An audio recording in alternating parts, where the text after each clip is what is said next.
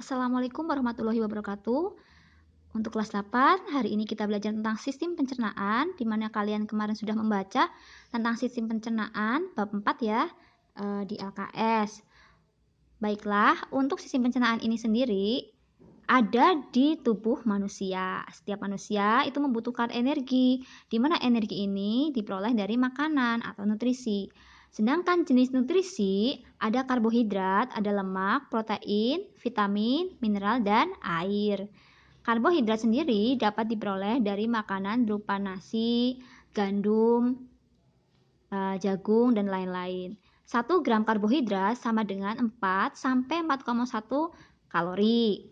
Lemak itu dibagi dua, ada lemak nabati, ada lemak hewani. Lemak nabati adalah lemak yang berasal dari tumbuh-tumbuhan, contohnya alpukat, kemudian kelapa, sedangkan lemak hewani berasal dari hewan, misalnya daging, ikan, dan seterusnya. 1 gram lemak sama saja dengan 9 kalori. Protein juga dibagi dua, ada protein hewani dan protein nabati. Protein hewani berasal dari hewan, contohnya daging, telur, susu, dan lain-lain. Sedangkan protein nabati pada tumbuhan, contohnya pada kacang-kacangan. 1 gram protein sama saja 9 kalori. Vitamin, ada vitamin A, B, C, ada B1, B2, B6, B12, dan vitamin C, ada vitamin E, ada vitamin K. Nah, vitamin yang larut dalam minyak, ada dua ya, larut dalam air dan larut dalam minyak. Yang larut dalam minyak adalah vitamin A, D, E, K. Nah, vitamin dapat diperoleh dari buah-buahan dan sayur-sayuran. Oke, lanjut mineral. Mineral ternyata sangat penting bagi tubuh manusia. Mineral sendiri fungsinya adalah sebagai proses pembangunan sel, membantu reaksi kimia tubuh, mengangkut oksigen ke seluruh tubuh, kemudian membentuk dan memelihara tulang. Nah, ternyata fungsi mineral banyak sekali ya. Air sekarang. Air penting sekali bagi tubuh, karena sebagian besar tubuh kita itu terdiri dari air. Darah saja air ya kan? Air penting bagi tubuh untuk apa? Ya, karena sel-sel tubuh kita itu membutuhkan air untuk apa? Beraktivitas. Jadi, air bagi tubuh itu sangat diperlukan. Selain itu juga bisa membentuk sel dan cairan tubuh. Juga bisa untuk mengatur suhu tubuh. Kemudian pelarut zat-zat tubuh dalam tubuh, misalnya zat-zat gizi, dan membantu proses pencernaan makanan, pelumas, dan bantalan. Juga sebagai media transportasi serta media pengeluaran sisa metabolisme. Jadi ini penting sekali. Oke, inilah nutrisi yang penting bagi tubuh kita. Paling tidak ada sedikit-sedikit ya dalam tubuh kita. Jadi jangan sampai ada nggak ada air sama sekali. Berarti tubuh kita sangat memerlukan. Padahal tubuh kita sangat memerlukan air. Jadi bahaya kalau tidak ada ini. Oke, itu dari nutrisinya. Sekarang perhatikan baik-baik gambar di samping. Ini adalah gambar sistem pencernaan makanan pada manusia. Perhatikan, ada mulut. Jadi mulut ada epiglotis, kerongkongan, ada lambung, pankreas, usus 12 jari, usus halus, ada usus besar, ada anus, ada umbai cacing, dan seterusnya. Kalau kita lihat makanan di mulut nanti akan dikunyah. Dikunyah sampai dengan halus, dibantu enzim petialin. Nanti masuklah ke bagian kerongkongan. Di sini epiglotis itu berfungsi untuk apa? Dia itu membuka dan menutup antara saluran pernafasan dan saluran pencernaan. Jika makanan ditelan, maka epiglotis akan menutup saluran pernafasan. Jika kita bernafas, maka dia akan menutup saluran pencernaan. Jadi seperti itu. Kemudian dia masuk ke kerongkongan. Nah, setelah masuk di mulut dicerna oleh enzim petialin secara kimiawi dan secara mekanik oleh gigi, ya, dikunyah, kemudian masuklah ke kerongkongan. Di kerongkongan mengalami gerak apa? Peristaltik, yaitu gerak meremas-remas. Jadi di sini adalah proses pencernaan secara mekanik. Masuklah dia ke lambung. Jadi lambung bagian atas nanti akan membuka, kemudian masuk ke dalam lambung. Di lambung akan dicerna oleh 3 enzim, yaitu pepsin, renin, HCl. Nah, jadi makanannya masuk, ada nasi, ada telur, dan seterusnya nanti dicerna, dipecah-pecah. Nah, kemudian setelah menjadi bagian yang kecil, ya, Sari makanan nanti masuk ke dalam usus 12 jari. Pankreas ini akan menghasilkan enzim, ada amilase, tripsin, lipase, itu membantu mencerna makanan. Di usus 12 jari nanti makanan akan masuk ke usus halus, masuk ke usus halus. Ketika masuk di usus halus, maka dia juga akan dicerna oleh enzim-enzim. Ada beberapa enzim yang ada di usus halus. Kemudian setelah dicerna, masuklah di bagian sistem penyerapan sari makanan dan air. Nah, sari makanan yang ada di usus halus nanti akan diserap masuk ke darah dan diedarkan ke seluruh tubuh oleh jantung, dipompa ya darahnya, terus diedarkan ke seluruh tubuh oleh darah. Jadi jantung hanya memompa, darah yang mengedarkan. Nah, setelah sisa-sisanya dari usus halus ini masuk ke usus besar. Usus besar nanti di sini diserap lagi airnya dan terbentuklah vitamin K di sini. Nah, terjadi pembusukan di usus besar. Ketika membusuk, maka menjadilah tahu sendiri ya nanti keluarnya. Nah, keluar lewat anus ini sisa-sisanya. Lah, umbai cacing di sini bagian yang tidak ada ujungnya lagi. Tuh. Oke, kita lanjutkan. Enzim-enzim apa saja yang berada di sini? Nanti kita akan tahu. Sekarang kita mulai dari mulut ya. Mulut di situ ada gigi, ada lidah, ada ludah. Gigi pada gigi susu jumlahnya 20, sedangkan gigi dewasa seperti kalian sudah jumlahnya 32. Nah, sekarang ludah di sini mengandung enzim namanya enzim petialin atau amilase yang berfungsi mengubah karbohidrat menjadi glukosa. Terus ada lagi lidah. Lidah itu memiliki saraf pengecap ya, di ujung, di samping kanan kiri, di belakang. Jadi lidah itu fungsinya sebagai pengecap. Itu mulut. Menuju ke kerongkongan, ada garis peritatik tadi. Menuju ke lambung. Lambung ada yang namanya bagian fundus ya. Ada bagian fundus di sini. Terus ada lagi bagian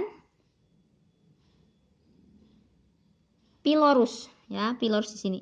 Jadi nanti makanan masuk ke sini kemudian dicerna ya di sini. Pencernaannya secara apa? Kimiawi ada, mekanik juga ada.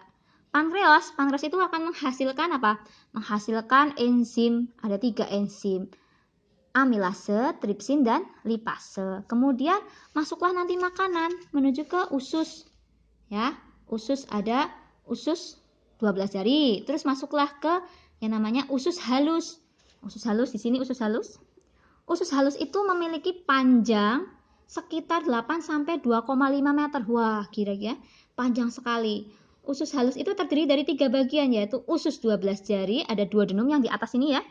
Terus ada usus duodenum ya, panjangnya 0,24 meter. Kemudian ada usus tengah yeyunum sekitar ini di sini ada sekitar 7 meter, dan usus penyerapan atau ileum panjangnya sekitar 1 meter. Wah, luar biasa ya, Allah menciptakan ini dengan fungsi masing-masing dan sangat rumit ya. Kalau manusia nggak mungkin bisa seperti ini bagusnya ya nggak. Nah, kalau sudah sampai usus halus barulah nanti ke usus besar. Usus besar sebagai tempat apa? Sebagai tempat untuk penyerapan air. Nah, jadi kalau kamu pengen BAB kok ditahan-tahan, maka keluarnya akan keras karena disinilah airnya akan diserap, lama-lama diserap, lama-lama keras. Maka ketika membuang nanti sakit di sini, nanti bisa menyebabkan penyakit wasir ya. Itu. Oke. Kita lanjutkan.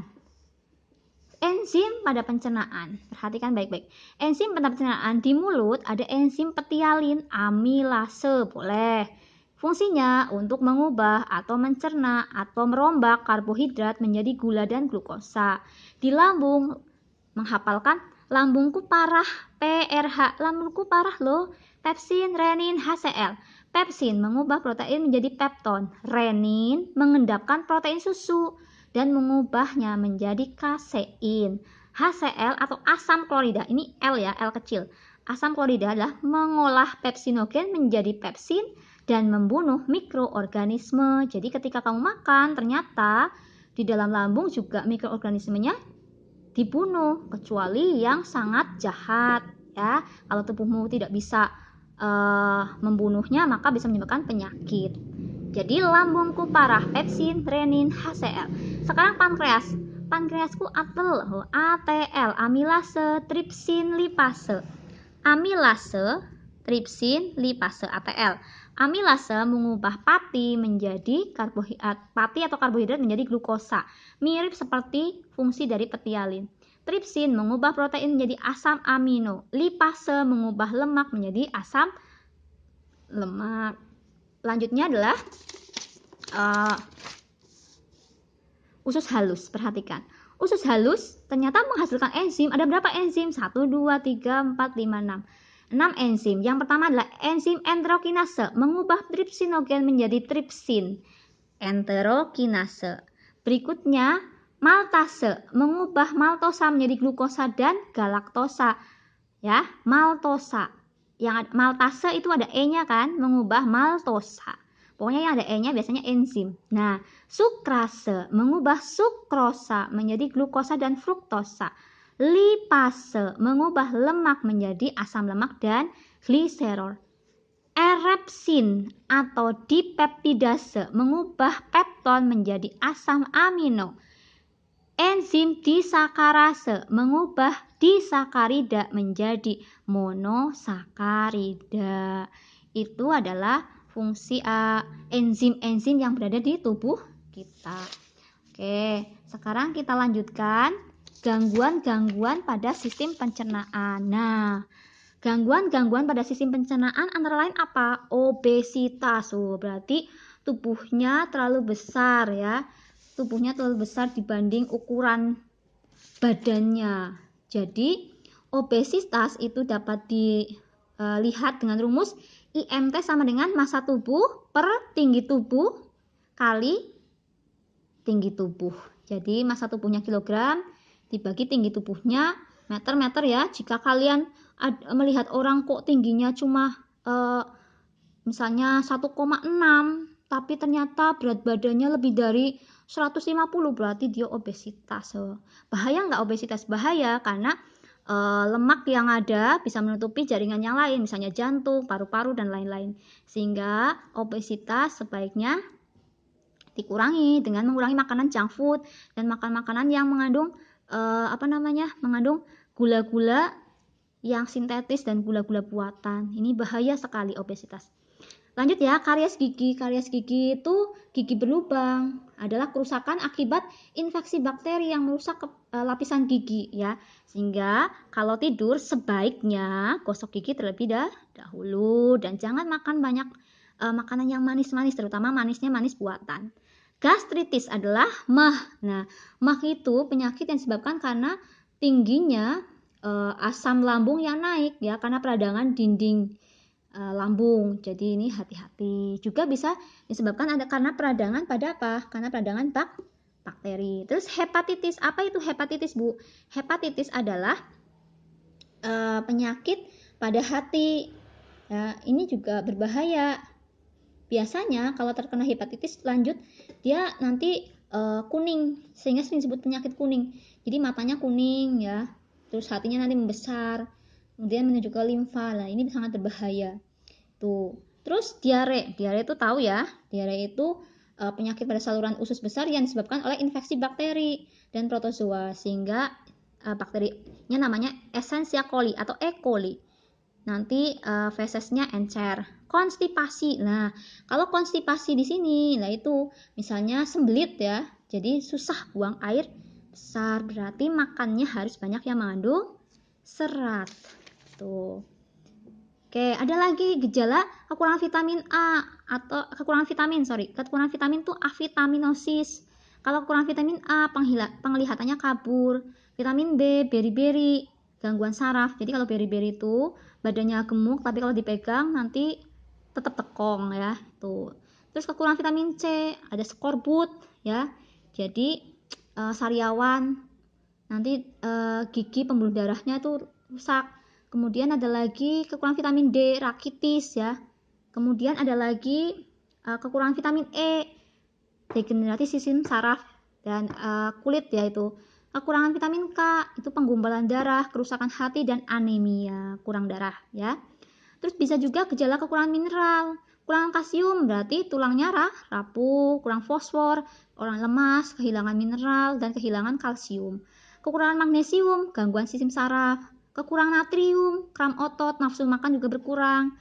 Kekurangan zat besi, anemia. Kekurangan iodium bisa menyebabkan gondok, ya, pembengkakan pada kelenjar tiroid.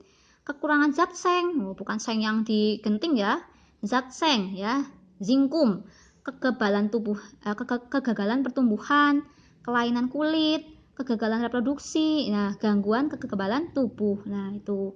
Jadi pencegahannya gimana? Ya, konsumsilah makanan yang mengandung mineral tersebut. Oke, sampai di sini ya untuk sistem pencernaan. Terima kasih, selamat siang. Assalamualaikum warahmatullahi wabarakatuh.